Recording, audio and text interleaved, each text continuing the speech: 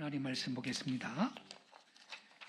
하나님 말씀은 유다서 1장 11절 말씀 한 절만 보겠습니다.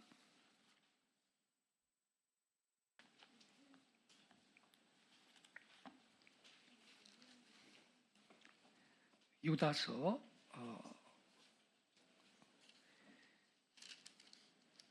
11절입니다. 11절,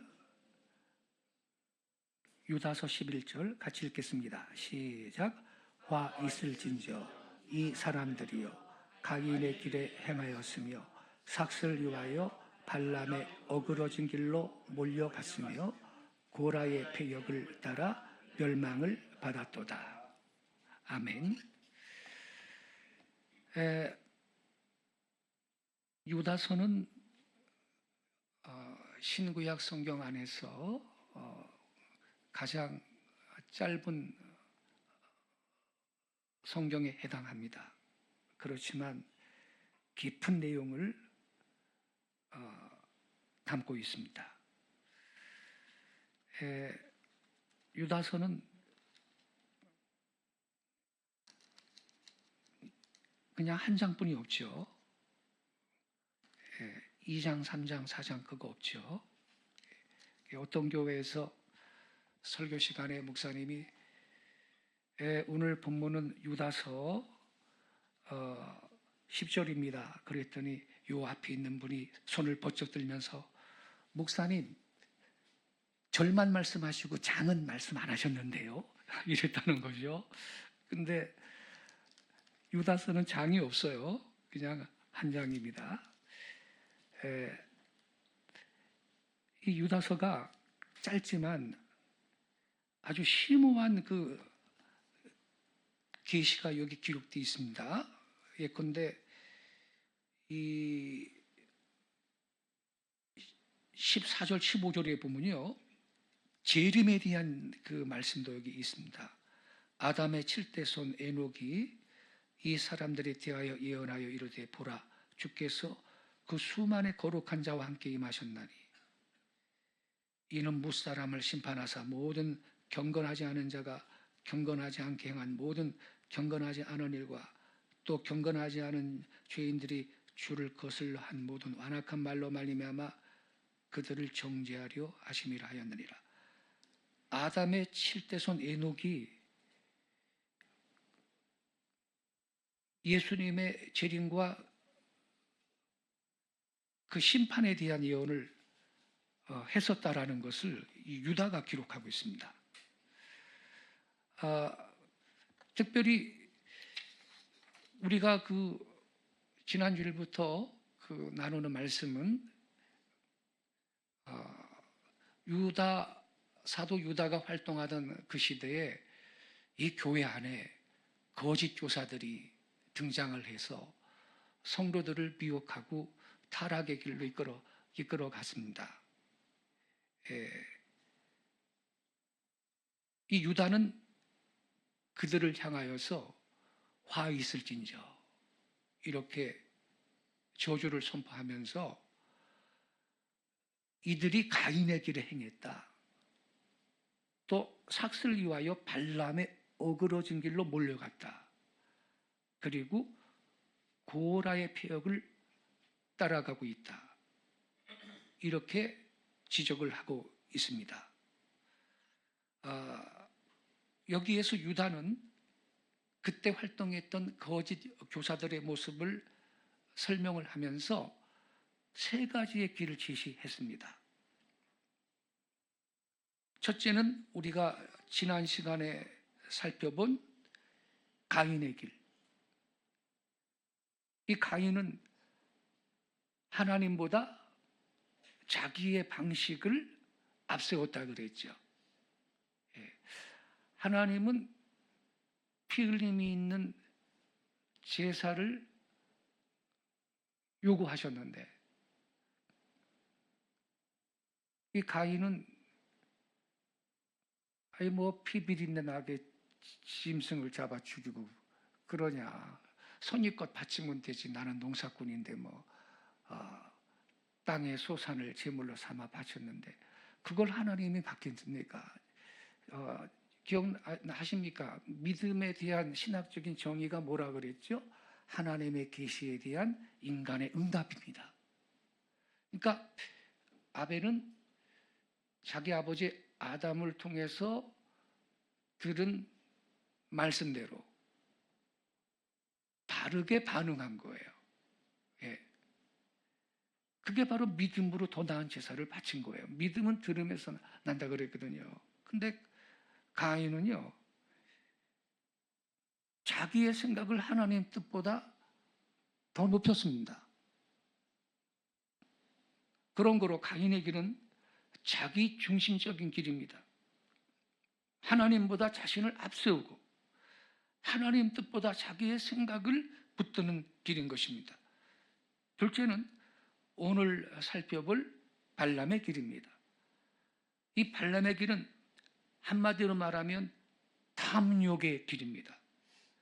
하나님의 이름을 말하면서도 마음속으로는 자신의 물질적인 이득을 계산하는 길입니다. 셋째는 고라의 폐역입니다. 다음 주에 이거 나눌 건데 하나님께서 세우신 질서를 거부하는 이 교만과 반역의 길이 폐역의 길입니다. 자, 그럼 여러분, 왜 유다는 이 세 사람을 함께 묶어서 언급했을까?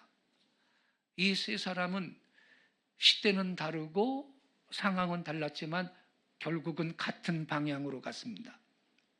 하나님보다 자신을 사랑했습니다. 하나님의 뜻보다 자기의 욕망을 따랐습니다. 그리고 그 길의 끝은 멸망이었습니다. 오늘 아침 우리는 두 번째 경고를 통해 하나님의 말씀을 듣기를 원합니다. 발람의 길을 버려라 그랬습니다. 유다는 11절에서 이렇게 말했습니다. 삭슬 위하여 발람의 어그러진 길로 몰려갔으며,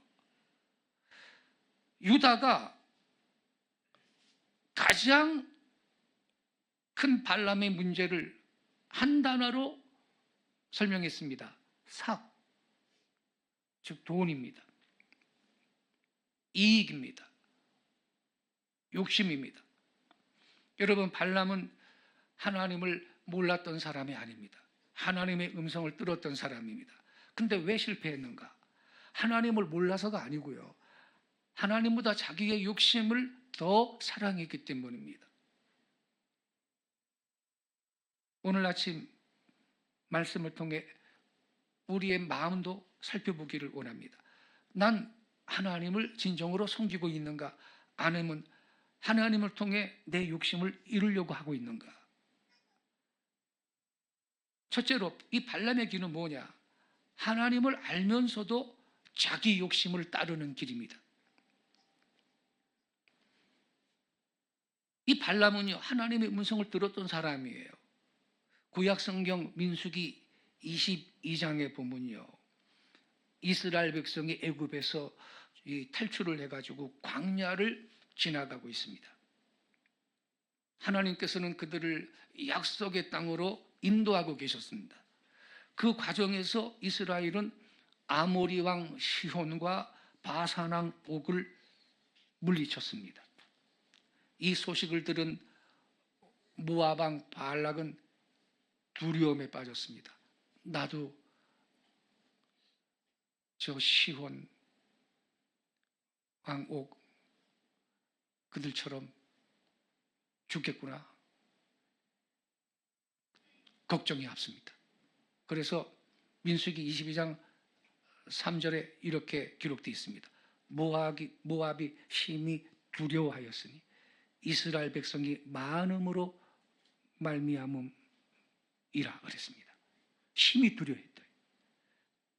발락은요, 모압 왕 발락은 전쟁으로 이길 자신이 없는 거예요. 그래서 특별한 방법을 찾았습니다. 당시 사람들은요, 저주와 축복의 능력을 가진 사람이 있다고 생각했습니다. 그래서 찾아보니까 이 발람이라는 선지자가 있는 거예요. 그래서 그를 부릅니다. 발람 선지자님, 부탁이 있습니다. 저 이스라엘 백성을 저주해 주시오. 그랬습니다. 그러면서 많은 돈과 명예를 약속을 합니다. 그런데 놀라운 것은 이 발람이 하나님께 묻는 장면이에요. 그는 하나님께 기도합니다. 하나님께서 말씀하시죠. 너는 그들과 함께 가지 마라. 그 백성을 저주하지도 말라. 하나님 분명히 말씀했어요. 그러니까 발람은 하나님의 뜻을 알았습니다. 그렇다면 여러분, 여기에서 끝나야 되는 겁니다. 그죠? 하나님께서 안 된다고 하셨으니 나는 가지 않겠습니다. 이래 되잖아요. 이게 믿음이죠. 그러나 이 발람의 마음에는 다른 생각이 있었습니다. 욕심. 이거 많은 재물을 주면서 나한테 부탁한 건데 그거 아까워서 어떡하지? 이런 생각이 있는 겁니다. 처음에는 하나님 말씀을 따르는 것처럼 보였어요. 그러나 이 발락이요, 나중에 더 많은 사신을 보내고 더 좋은 조건을 제시하면서 그러지 말고 저 이스라엘 백성 저주 좀 해주세요.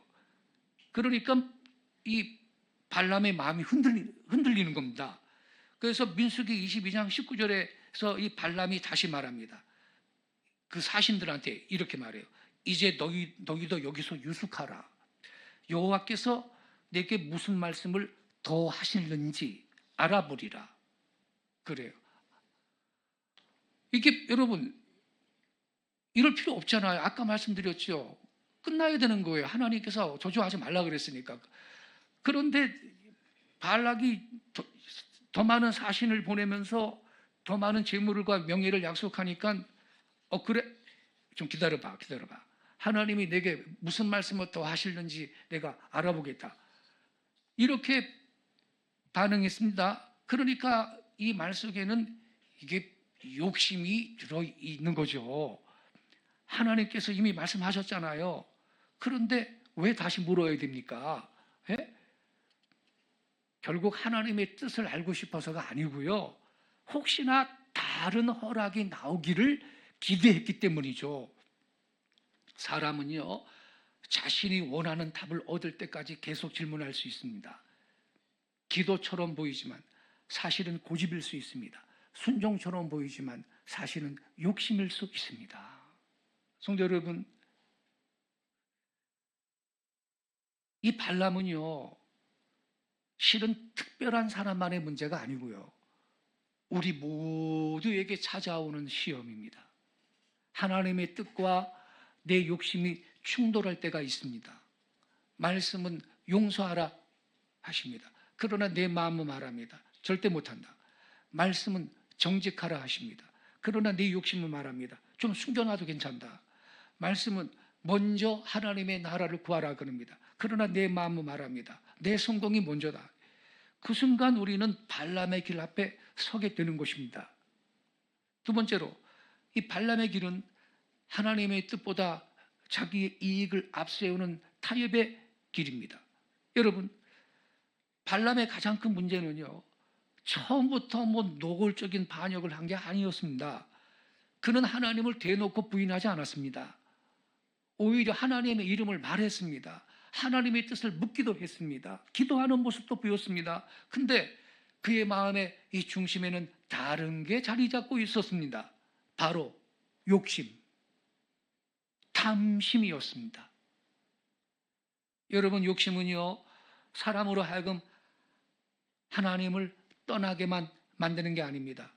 더 교묘한 방법으로 하나님을 이용하게 만듭니다. 하나님을 믿는다고 말하면서도 사실은 하나님보다 내가 원하는 것을 더 사랑하게 만드는 것입니다. 이렇게 하나님 말씀보다 조건을 바라보면요, 타협을 하게 됩니다. 민수기 22장 보면 이 발락은 한번 거절당했다고 포기하지 않죠. 더 높은 지위의 이 사신들을 더 많은 보물과 함께 발람을 향해서 보내줍니다. 그리고 설득합니다. 여러분, 그래서 사람이 시험 받는 순간은 어려울 때만이 아닙니다. 때로는 좋은 제안이 올 때 시험 받습니다.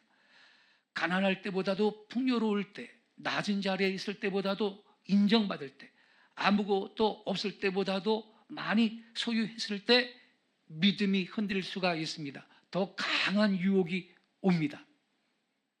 왜냐하면 이 욕심이라는 것은 항상 우리한테 말하기 때문입니다. 이번 기회 놓치지 마.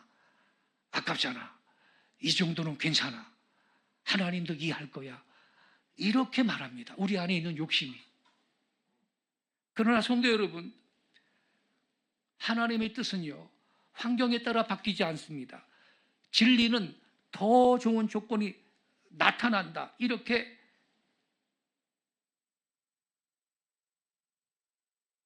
말을 할 때 그렇다고 변하지 않습니다.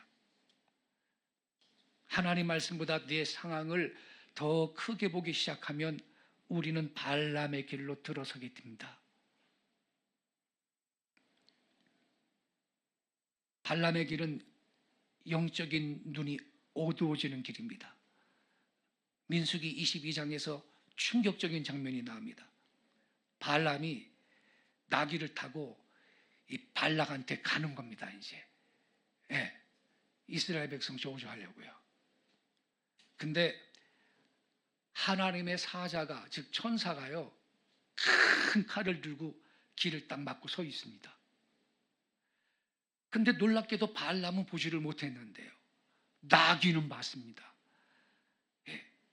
그래가지고 이 나귀가 무섭잖아요. 천사가 큰 칼을 들고 딱 서 있는데, 그래서 피했습니다. 그러니까 이 발락이 때리면서 어디로 가? 이놈아 가! 때렸습니다. 또 피했죠. 또 때립니다.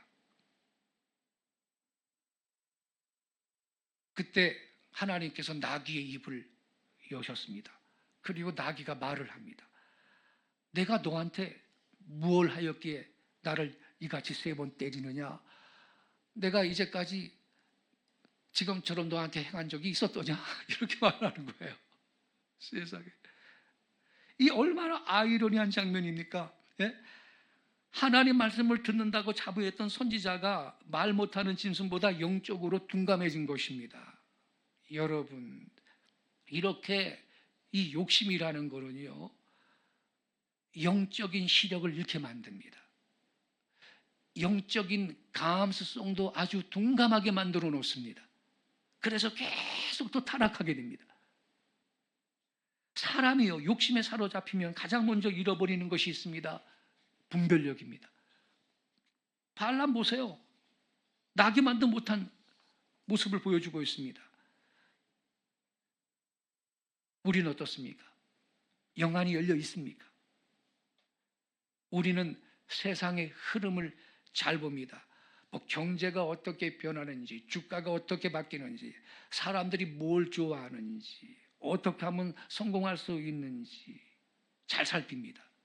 요즘 트렌드가 뭔지 근데 정작 중요한 것은 놓칠 때가 많습니다. 하나님께서 지금 나한테 뭘 말씀하시느냐? 내 마음에 하나님보다 더 사랑하는 건 없는가? 내 선택이 하나님 앞에서 옳으냐? 이런 걸 우리는 자주 놓칩니다.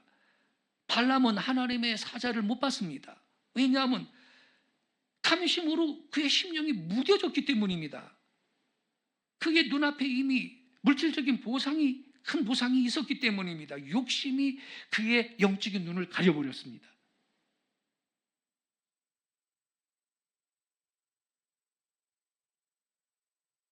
발람의 길은 결국 다른 사람들까지 넘어뜨리는 길입니다. 가장 무서운 것은요, 발람의 마지막 모습입니다. 그는 결국이요, 이스라엘을 직접 저주하지를 못해요. 하나님이 막으시니까. 그러나 발람은 포기하지 않았습니다. 다른 방법을 찾았어요.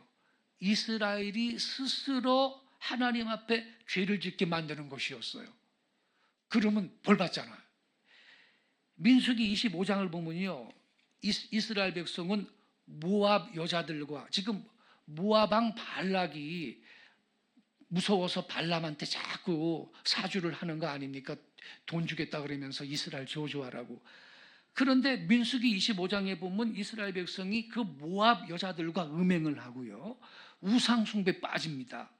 그런데 신약 성경에 보면요, 이 사건이요 발람의 계략이었다 이렇게 말합니다. 요한계시록 2장 14절에 그렇게 써 있어요. 발람이 발락을 가르쳐 이스라엘 자손 앞에 올무를 놓아 우상의 제물을 먹게 하였고 또 행음하게 하였느니라. 이거 보세요. 얼마나 나쁜 사람입니까, 여러분? 예? 처음에는 자기 욕심이었죠. 그러나 결국 다른 사람을 넘어뜨리는 악인이 되었던 것입니다. 이렇게 탐욕은 나만 무너뜨리지 않습니다. 공동체를 망가뜨립니다. 아간이라는 사람도 여러분 전쟁해가지고서는 아무것도 자기 주머니에 넣지 말라고 그렇게 모세가 명했는데도 말이죠, 여호수아가 명했는데도 신발산 비슷한 외투 같은 거 챙겨가지고 숨겨뒀다가 말이죠, 아이성 전투에서 크게 작은 그 성에서 크게 패하니까 여호수아가 눈물을 흘리며 기도하죠. 왜 이런 일이 있냐고 그랬더니 아간이라는 사람이 하나님 말씀에 불순종해서 재물을 탐해가지고 숨겨놓은 게 발각이 된 거예요. 그래서 전쟁에 졌다는 거예요. 전사자가 생기고. 그래서 결국 아간이 이 돌탕에 맞아 죽죠. 탐욕은 나만 무너뜨리지 않습니다. 여러분, 죄는 항상 개인적인 문제처럼 보이죠. 내가 이렇게 사는데 무슨 문제가 있느냐. 하지만 우리의 삶은 다른 사람들한테 영향을 끼칩니다. 부모의 신앙은 자녀에게 영향을 줍니다. 지도자의 태도는 공동체에 영향을 줍니다. 성도의 삶은 주변 사람한테 영향을 줍니다.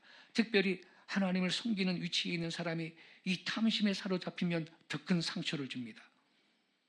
발람은 한 사람의 욕심으로 끝나지 않습니다. 이스라엘 공동체를 넘어뜨렸습니다. 자, 그렇다면 여러분, 오늘날의 발람의 길은 무엇인가요? 오늘날에도 발람의 길이 존재합니다. 첫째로 신앙을 이익의 도구로 삼는 겁니다. 하나님을 사랑하는 것이 아니라 하나님을 통해서 무엇인가 얻으려고 하는 그런 마음. 물론 여러분, 하나님께서는 자기 자녀들한테 복을 주십니다. 그러나 복 자체가 목적이 되어서는 안 되는 거죠. 하나님이 목적이어야 할 것입니다. 하나님보다 축복을 더 사랑하면 그것은 우상이 되는 것입니다. 집에 있는 아내가 남편이 아침에 출근했다가 들어오는데 남편 그분을 기다리는 게 아니고 우리 신랑이 오늘 무슨 선물 사갖고 오나 맨날 그것만 기다리면 잘못된 거죠. 우리 신앙이 그런 방식으로 가서는 안 되겠다는 겁니다. 둘째로 말씀보다 성공을 앞세우는 것입니다. 여러분, 세상은 성공을 최고의 가치로 여깁니다. 높은 자리, 높은 소유, 사람들의 인정. 그러나 예수님께서는 말씀하셨습니다. 사람이 만일 온 천하를 얻고도 자기 목숨을 잃으면 무엇이 유익하리요? 성공보다 중요한 것은 하나님 앞에서 바른 사람으로 서는 것입니다. 셋째로 하나님 말씀을 자기한테 유리하게 해석하는 겁니다. 발람은 하나님 말씀을 몰랐던 게 아닙니다. 자기 욕심에 맞게 해석하려고 했습니다. 오늘 우리도 조심해야 합니다. 성경을 읽으면서 하나님의 뜻을 찾는 게 아니라 내 생각을 정당화할 근거를 찾을 수가 있어요. 여러분, 이 성경 말씀은 나를 변화시키기 위해 주어진 것이지 나를 변명하도록 하기 위해서 주어진 게 아니에요. 그런데 우리가요, 발람처럼 행동할 수 있어요. 발람의 문제가 뭐였다고요? 발람은 자기 욕심에 맞게 말씀을 해석하려고 했어요. 탐심 때문에. 오늘날도 이러한 목사, 신학 교수들 많이 있습니다. 그게 대표적인 게 마태복음 23장 23절인데 마태복음 23장 23절 한번 보겠습니다. 좀 자막 좀 올려주세요. 여기 마태복음 23장 23절이 너무나 유린을 당하는 주 예수님의 말씀인데요.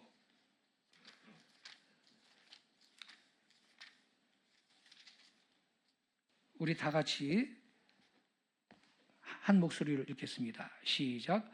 화 있을진저 외식하는 서기관들과 바리새인들이여 너희가 박하와 회향과 근체의 11조를 들이되 율법에 더 중한 바 정의와 긍휼과 믿음은 버렸도다. 그러나 이것도 행하고 저것도 버리지 말아야 할지니라. 여러분, 지금 이것은 예수님이 이 서기관과 바리새인들의 위선을 책망하는 말씀인데요. 예수님이 여기 뭐라 그랬냐면 화 있을진저, 이것은 저주를 말합니다. 저주가 있을지어다 이런 말입니다. 외식하는, 즉 위선이다 말이에요. 외식하는 서기관들과 바리새인들이요. 그러면서 뭐라 그랬어요? 너희가 박하와 회향과 근체의 11조를 들이대. 여러분, 이 근체가 뭐냐면요, 미나리과 채소인데, 근체가 미나리과 채소인데, 요게 아주 작은 이 허브류 식물입니다. 그러니까 채소 중에서도 아주 보잘것없는, 비싸지 않은 요거까지 11조를 철저하게 구별해서 바쳤다는 거예요. 이 바리새인들이 이것까지 철저하게. 우리는 뭐 예컨대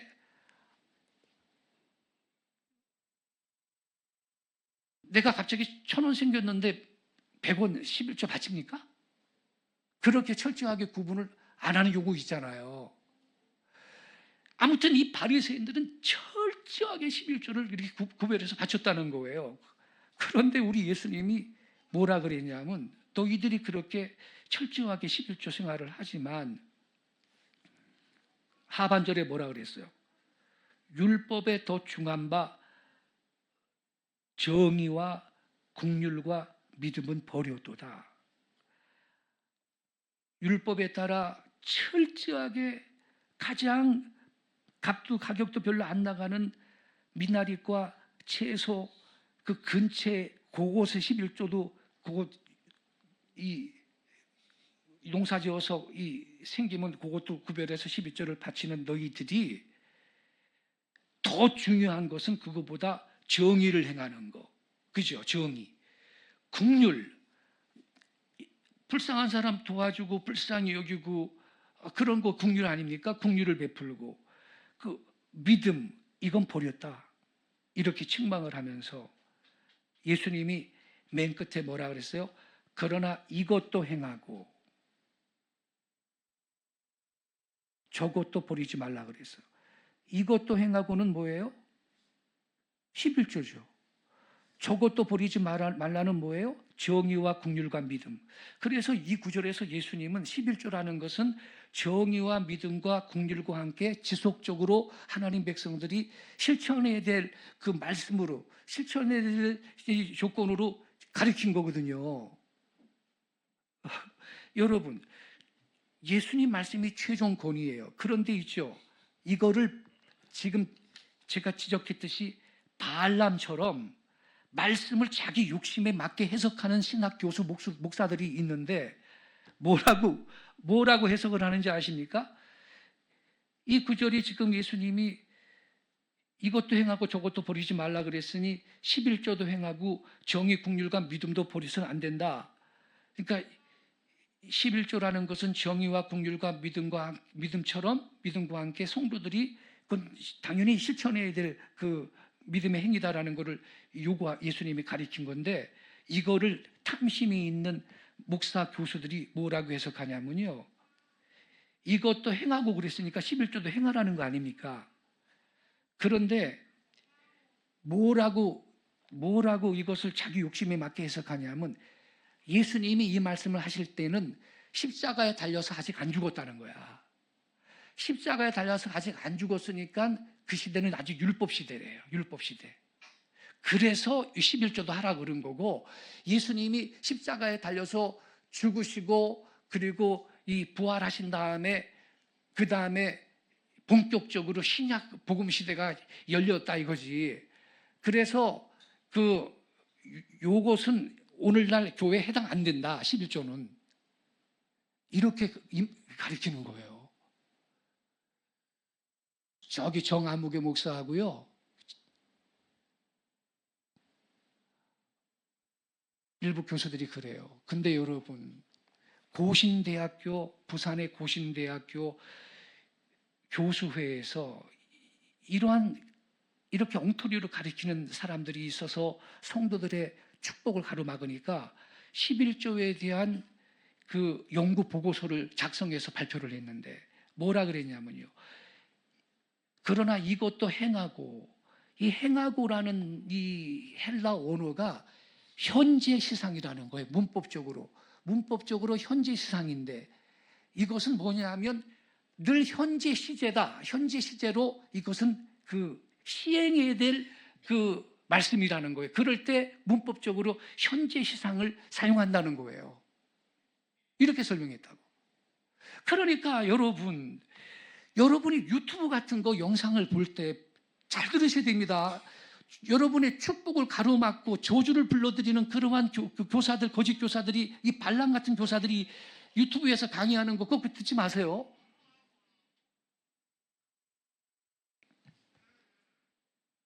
이것도 행하고 저것도 버리지 말라. 이것도 행하고가 현재 시상이다라는 거예요. 그래 여러분, 이 발람은요, 문제가 뭐냐? 자기 욕심에 맞게 하나님 말씀을 해석하려고 했습니다. 그러나 여러분, 우리 예수님은 발람의 길과 정반대의 길을 걸으셨죠. 발람은 자기 이익을 위해서 하나님을 이용했습니다. 그러나 예수님은 우리를 살리기 위해서 자신을 내주셨습니다. 발람은 받으려고 했습니다. 그러나 예수님은 주셨습니다. 발람은 자신의 이름을 높이려고 했습니다. 그러나 예수님은 자신을 낮추셨습니다. 빌립보서 2장 5절 8절에 이런 말씀이 있습니다. 너희 안에 이 마음을 품으라. 곧 그리스도 예수의 마음이니. 예수님은 하나님과 동등하신 분이셨지만 자기를 비우셨습니다. 종의 모습으로 오셨습니다. 우리를 살리시려고 십자가에서 죽기까지 순종하셨습니다.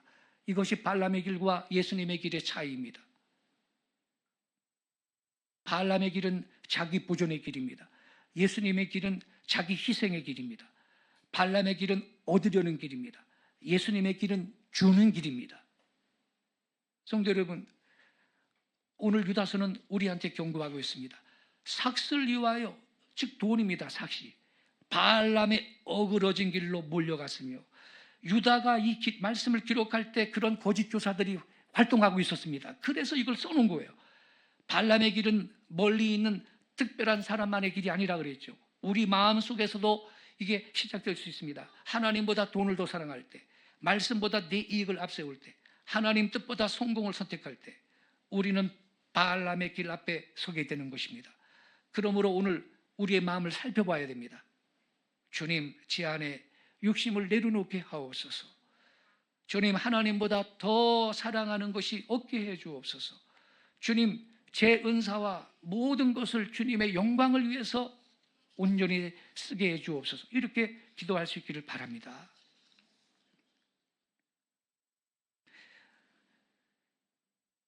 아까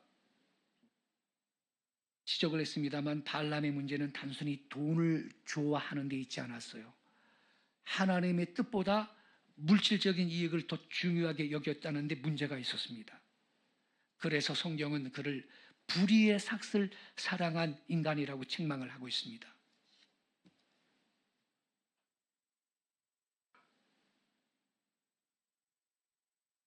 우리가 이 발람의 어그런 진길로 따라가지 않기를 바랍니다. 가인의 길은 자기 중심의 길이었죠. 발람의 길은 탐욕의 길이었습니다. 그러나 예수님의 길은 사랑과 희생의 길이었습니다. 오늘도 우리는 선택해야 합니다. 내 욕심을 따라 발람의 길을 걸어갈 것이냐, 아니면 나를 비우신 예수님의 길을 걸어갈 것이냐. 우리 모두 발람의 길을 버리고 주 예수님의 길을 따라가는 신실한 믿음의 성도들 되실 수 있기를 예수님의 이름으로 축원합니다. 우리 예배팀 나와주시기 바랍니다. 이 말씀을 함께 좀 되새기면서 이 말씀과 적용되는 그런 찬양이 있습니다. 예. 우리가 이 찬양을 할 때 우리의 믿음을 새롭게 고백하는 것이 될 것입니다.